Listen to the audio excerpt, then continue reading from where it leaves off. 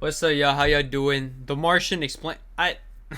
I didn't even know this was a movie. Where Mars people are doing NASA stuff on Mars, and one of those people is Matt Damon, and he having some banter with his teammates. Then danger approaches in the form of a storm that is bigger than they anticipated and will fuck up their whole shit. So it's gonna cut their stay on Mars short. Matt's like, let's stay and see if we can win it out. But Murph, who's the commander of this team, goes, fuck you, you made my dad choose the wrong planet and we're getting off this one, fuck you. And they make their way to the rocket ship, which is called a MAV, which stands for Matt's Ass Voluptuous. So it does not stand for Mars Ascent Vehicle. So they're on their way to that, and Matt gets launched into oblivion via communication. So it does not stand for Mars Ascent Totally Vehicle. does not So they're on stand their way for to that, and Matt gets launched into oblivion via a communication antenna thingy, and they're forced to leave without him. Sad boy hours, crew fuel gets launched into oblivion via a communication antenna thingy, and they're forced to leave without him. Sad boy hours, crew fuel bad, NASA makes statement. But why didn't they go to the map earlier? I mean, Martinez went there because he was the map guy, he flying dude, right? He set the map up, and they probably stayed behind to close up shop. But why? Murph made it out to look like it's a very abandoned ship, leave everything behind because we're gonna die situation. Why not go with Juan? Huh? Why not go with Juan right away? Don't sit there and tell me you got NASA procedures. Fuck that, you're gonna die. You gotta go now.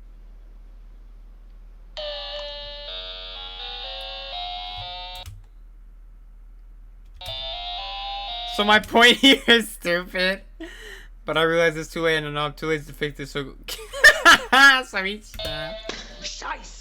Anyway, that don't matter because Matt ain't dead. He wakes up on Mars with a low oxygen level and some shit stuck in his body, and the blood and dirt sealed up the hole and did not allow, air to leak out that much. And he goes back to Mars House, which is called a HAB, and stands for anus, Venus.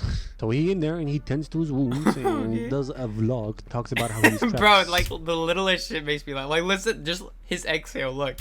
So he in there. I don't know, man. I found that shit funny. And he tends to his wounds and does a vlog, talks about how he's trapped on Mars, food that's gonna run out, and no way to contact NASA because the antenna thingy broke and hit him, and he realizes that his situation is fucked. But then he has a brilliant idea in a place where all brilliant ideas are made, the toilet. You see, he's gonna use his own shit and his teammates' shit as fertilizer to plant potatoes, so he collects the poos that they took and packages very neatly. And might I just say, what perfectly shaped turds these astronauts took. Like, imagine if one of them had diarrhea. I guarantee the package would not look like that. Anyway, he collects some dirt too and mixes up the poo and plants the potatoes, then gets a bunch of unused hydrazine, which I think is rocket fuel, and uses the power of science, chemistry, and Jesus to blow himself up. But then he puts some stuff on and successfully makes water to create a missing room for his potato farm so they can be watered and grown shit. And a little while later, what do you know? Life on Mars. Meanwhile, back at Earth, NASA mourns Matt's death, then Guy from Dumb and Dumber, aka Teddy Roosevelt, aka not Teddy Roosevelt, aka just Teddy, who directs NASA, and Vincent Vega, who directs Mars missions, have a NASA squabble. Then Blondie McGotheyes checks some coordinates on Mars and sees that shit has changed. Oh my god, I just understood this scene. He's the Mars director, Mars mission director, and he wants more satellite time. He agreed and he sent her these coordinates. Right. And she looked at them, and that's how they found out that Matt's still alive. Shit. Only took me 5 years to realize this. I'm such a fucking retard. So Blondie calls up Teddy, Vincent, and Blondie number 2, who works in media, so who cares? And they conclude that Matt is still alive, but they won't tell his crew because they're just. But they do tell the world that Matt's still alive, while disco music slowly drives him insane. When he starts thinking about the long game, you see, he knows that NASA will send another mission to Mars after 4 years, and he's gonna need to be at that landing site 3,200 kilometers away. So he begins testing the range of his crappy rover to make game plans. And to stay warm at night, he digs up basically a radioactive bomb they used for space stuff, which he was not supposed to dig up, and he puts it in the car with him. I mean, rover, but it's a car, okay? It's a car from Mars, who cares? So he puts it in the car, and the radioactive decayingness of the radioactive thingy makes heat, and he is no longer cold. And fair enough, he no longer has to resort to firstly masturbating through the night to keep warm, but he's definitely gonna have like a third testicle at the end of this, right? Never mind. Back on Earth, Ted Bundy. Like the real shit. Cool. What about hobbies? Was like, he was like, yo, you want to leave school? I was like, yeah. Like, who the fuck wants to be in school? Like, I don't want to be in class. Like, what the fuck? He's like, all right, all you gotta do, ask to go to the restaurant. Why am I telling you? Should I tell y'all this? Who gives a shit? Don't do this. I don't want to know. Don't look. I'm just relaying information. Like, if you know what I'm saying, like one-on-one yourself, I guess, to put it that way. Like, your body heat goes up. So he's like, yeah, you want to leave? Just get out of class or just go to the bathroom and just, you know what I'm saying? And then come back and then be like, yo, I'm feeling sick. Can I go to the nurse? And then you go to the nurse. You're like, yo, I feel like I got a cold or something. And then she's just going to, yeah, or actually, it's the back of your hand. Pop! Well, actually, that's when you're broke. She'll probably, like, put a little thing in your mouth. Not that. And then she'd be like, yo, yeah, you're really, like, it's up there. Yeah, you need to go home. And then you dip because, you know, your body temp goes up. Yeah. I never did it, but, like, that's, he did do it. That's basically what I'm saying. Like, he's not lying. Like, that you, like, if he, like, you know, he'd have to literally beat the shit out of his meat. Because Mars is probably cold as shit, so he probably was doing that shit for a cool minute to, you know, just keep himself from not, like, getting frostbite, like, on his, like, toe. Like, yeah. He tells Ohana and his wow, family, that the was, rocket science guy, anyways. to build a rocket to resupply Matt in 3 months. I really should have 9 months, that shit and out. he's That's like, insane. impossible. Shut up, I'll give you money, okay? Then Ned Stark, who is the director of the spacecraft that the crew is returning on, is like, I was really we talking have about to this tell for the like crew, 3 no, minutes. I am boss man. We wait 3 months until Hawaii finishes the rocket, then we tell him. We'll do our best. Mark dies if you don't. Yeah, alright, fucking relax, no pressure, jeez. Back at Mars, Matt really needs to find a way to talk to Nessa, so he has an idea and goes on an adventure with his rover, while Vince, who's watching him back at Earth, be like, the fuck he be doing? Oh, I need a map. So he draws on a cafeteria picture and goes, okay.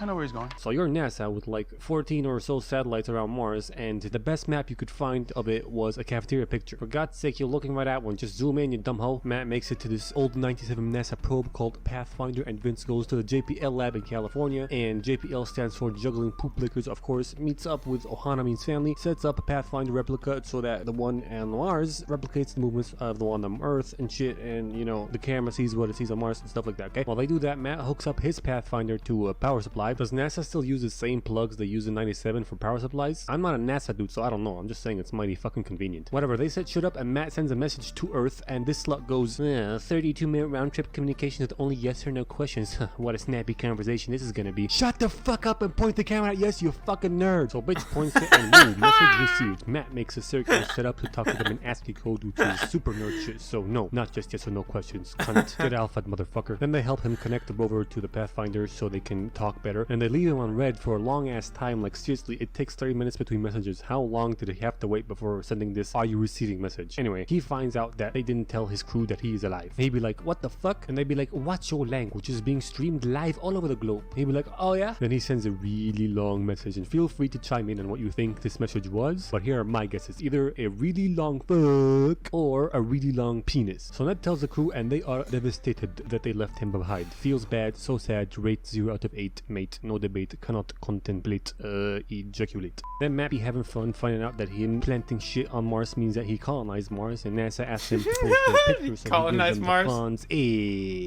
What is he doing? I asked for a photo and what, he's the Fonz? I can't use this, Vincent. Why not, you fucking killjoy lame ass hoe? I need a picture of his face. What do you mean? You can see it right You fucking see his there. face right Bruh, there, this you bitch, dumbass. Because one day the room that pressurizes the hab gets cut and blows the hab Oh! up, the room flies away, and Mark cracks his visor thingy and duct tapes it so he doesn't die, and goes into the hab to find that half of his food supply has been ruined, and spends the rest of the night in the rover. I assume he got the nuclear heater inside with him. But anyway, now the JPL team has only half the time to make a resupply probe and send it over there, so they have to work doubly as hard now. Then NASA allows Matt to talk to his crew for all of 5 minutes. Wow, how generous, NASA. Then he uses a plastic tarp and the power of duct tape to seal the hab, pressurizes it and fixes it, which is a very sketchy solution to say the least, but what's he gonna do, you know? And I know your situation is dire, dude, and that's all you got, but considering there's a storm going on outside right now in this scene with rocks flying around that can cut straight through that plastic, which is literally the only thing standing between you and imploding, you should really consider Right? putting on a fucking spacesuit, dude, just to be safe, you know? But anyway, back on Earth, Childish Gambino has an idea. It's gonna be Childish fun later, just know Gambino. that.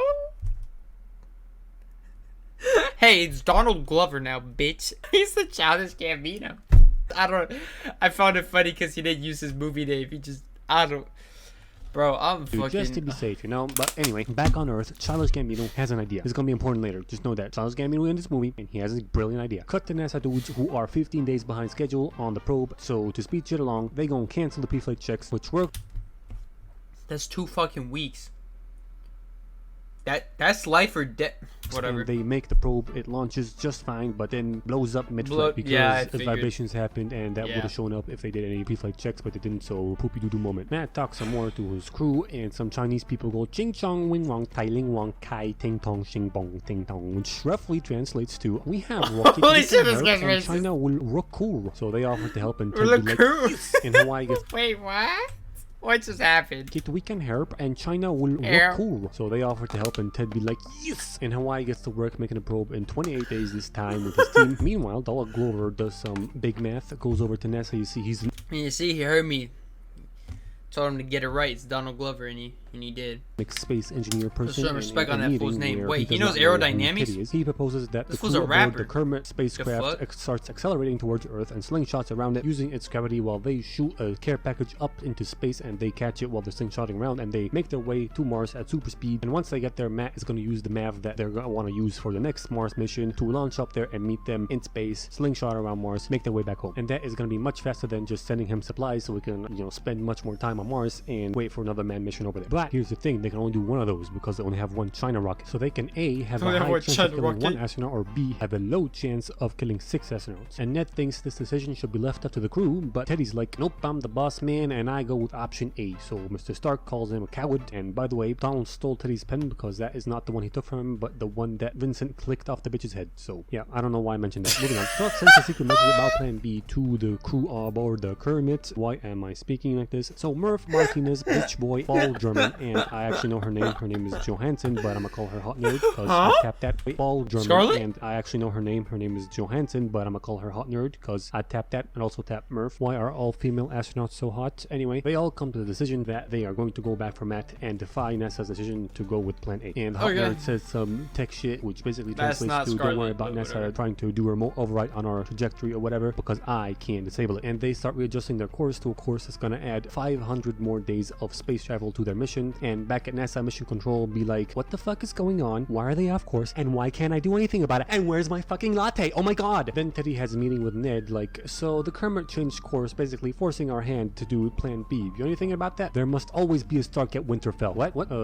Nothing. Yeah, I don't know anything about that. Yeah, sure. I expect your resignation after the end of this, okay? Understandable. Have a great day. So Matt updates his vlog, modifies the rover for the journey, gives it a giant tumor, and China sends the probe up to the Kermit. I notice a romantic connection between Bitch Boy and the Hot Nerd. My dreams are shattered, and does this mean that they're gonna do the fucky in space? I bet it does. They get the probe and make their way to Mars, and 7 months later we see Matt Damon's ass cheeks, and he proclaims himself to be a space pirate and embarks on the long ass journey to the MAV. By the way, Matt's a very witty person in this movie, and he's gonna go on a profound speech about how he's the first to do everything on this planet wherever he goes. So I cannot believe that he missed out on the opportunity of taking a Mars bar to Mars and being the first person to eat a Mars bar on Mars. Totally missed opportunity, dude. Anyway, he drives around, stops to recharge, drives around, stops to recharge, rinse and repeat, rinse and repeat, rinse and repeat. Then when he gets at the MAV, they tell him that in order for the MAV to get high enough to get picked up by the Kermit, he has to make it drastically later. Basically, he has to take off everything. Take off the windows, the nose, the seats, the control panels. Just leave one seat in there for him to get launched into fucking space and probably die. But they say that is not a problem because Mars' atmosphere is pretty fucking thin, and also they're gonna put a tarp over it, and it's gonna be controlled by crazy Mexicans. So, and Matt's like, goddamn fucking shit. But he has no choice, so he does that, and 0 hour comes. He gets in a spacesuit, and why is he so beat up? Has he been fighting bears on this planet or something? Doesn't matter. Martinez launches his MAV, and after dealing with some in-flight issues, they get the trajectory right, but they'll be moving too fast in comparison to him to catch him. So he'd be like, I can poke a hole in my suit and fly over to you like Iron Man. No. We gonna blow a hole in the ship. What? Paul German goes inside and makes a bomb with the power of chemistry, and Bitch Boy does some parkour on the outside of the ship without a tether. Fucking huge balls, man. And ooh, they are a thing. They should have SpaceX.